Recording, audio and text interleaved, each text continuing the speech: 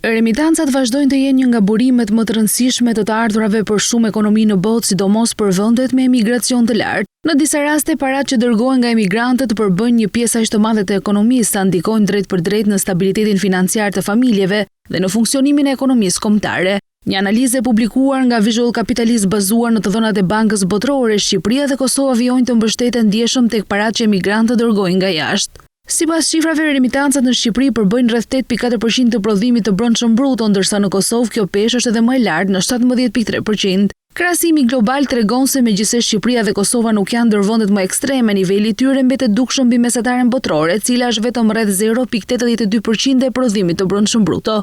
Në nivel global, vendet më të varura nga remitanca dominohen nga ekonomi të vogla ose me mundësi të kufizuara punësimi. Taxhikistani kryeson listën ku remitancat arrin pothuajse në gjysmën e ekonomisë kombëtare me rreth 47.9% të prodhimit të brendshëm bruto. Pas tij renditet Libani dhe Nikaragua, ndërsa vende si Nepali, Hondurasi dhe Samoa mbështeten remitanca për rreth 1/4 e prodhimit të tyre ekonomik. Në këtë ekonomi, emigracioni është shpesh alternativa kryesore për sigurimin e të ardhurave, ndërsa paratë dërguara nga jashtë mbajnë në lëvizje konsumin dhe aktivitetin ekonomik.